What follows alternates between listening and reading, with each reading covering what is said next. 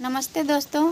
तो आज मेरी चाची और हम दोनों मिलकर एक सहारा इंडिया पे दुखद गाना गाने जा रहे हूँ।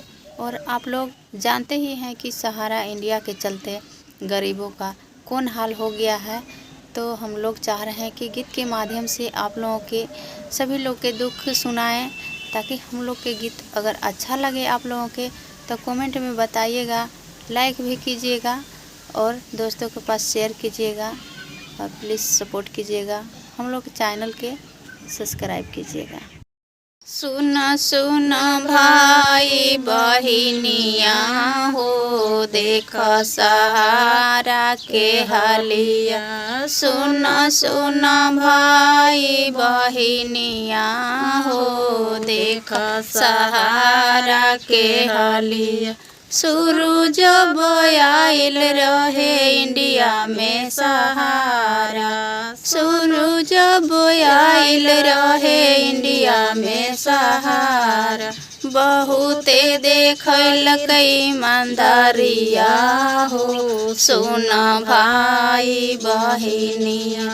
बहुते देखलक ईमानदारिया हो, सुना भाई बहिनिया। फिर डललक भारी विपतिया हो, सुना भाई बहिनिया। फिर डललक भारी विपतिया हो, सुना भाई बहिनी। अमीरवन के हो जाला सबर संतोष हो, अमीरवन के हो जाला सबर संतोष।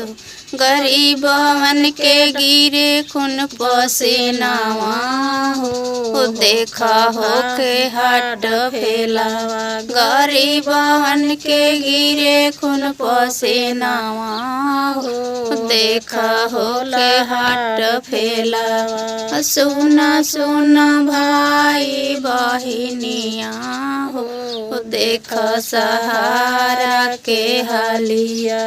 सुना सुना भाई बहिनिया हो, देखो सहारा के हालिया।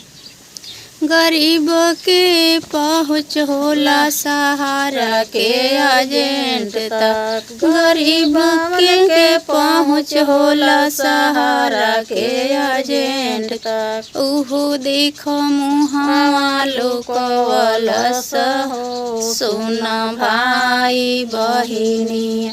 ओहो देखो मुहावा लुकवलस हो, सुना भाई बहिनिया।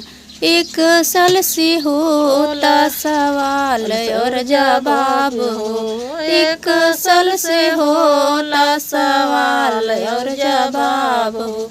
बहुते लिहलन गारंटी पर गारंटी हो, बहुते लिहलन गारंटी पर गारंटी। अभी ओ तक रिजल्टवा बाजीरो हो, देखना भाई बहिनिया। अभी ओ तक रिजल्टवा बाजीरो हो, सुना भाई बहिनिया।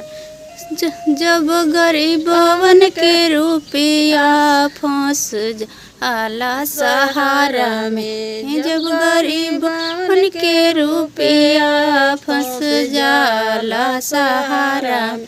सरकारों कैलस पत्थर कले जावा हो, सुना भाई बहिनिया। तनको नाही करेला दयावा हो, सुना भाई बहिनिया। तनको नाही करा मदतिया हो, सुना भाई बहिनिया।